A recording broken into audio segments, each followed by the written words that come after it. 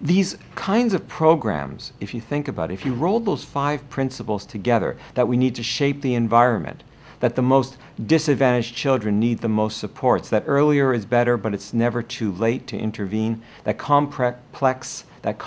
problems need complex solutions, and of course that more is not necessarily more helpful,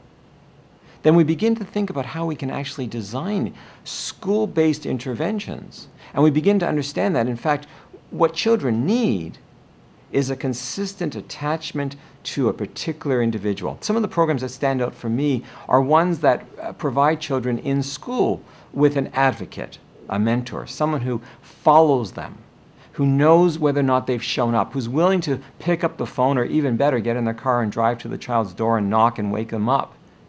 Those kinds of programs for the most troubled kids is often what invites them into a safe environment at school. For children who are more privileged, it's the same thing. You want a consistency, a place in the school where they feel like they can be heard and connected with, someone who will talk to their parents on the child's behalf, someone who creates those sort of boundless sets of communication, someone who knows when to refer the child to a mental health counselor outside the school, perhaps to the local hospital, that type of thing. A place where the child feels that they can be known by name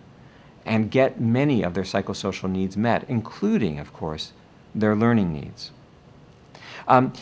If we provide those things, I think they work because they provide children with 7 core elements. They resolve 7 aspects of a child's search that really speak to what resilience is about. And those 7 things that we keep seeing in the research I'm doing and the clinical work that I do as well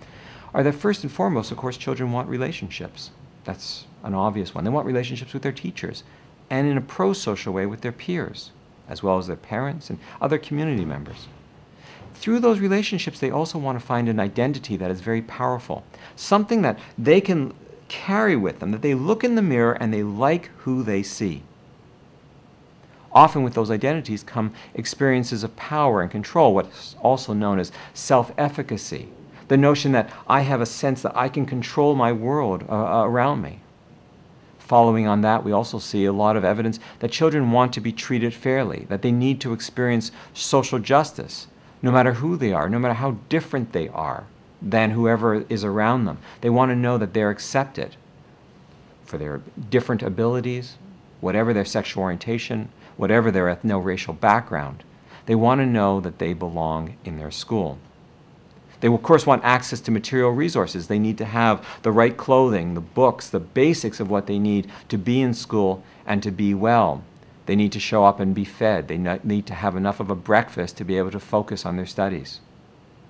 The 6th thing, of course, they need is some sense of coherence in their life, a sense of cohesion, perhaps you can call it spirituality, or we can just simply call it a sense of belonging or knowing that my life counts to somebody else, which is why I've found very, very important that our children know that they can make a contribution at their school, that they just don't show up, but that when they show up at our schools, that they're also invited to not just be a student, but also be a contributing member of the school community. And finally, culture. There does seem to be something about children knowing that school is a place where they are represented, where their cultural background, where their ancestry is somehow congruent with what they're learning.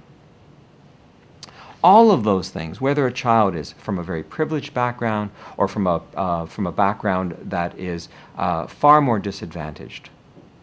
whatever the challenges the child faces, high expectations or low,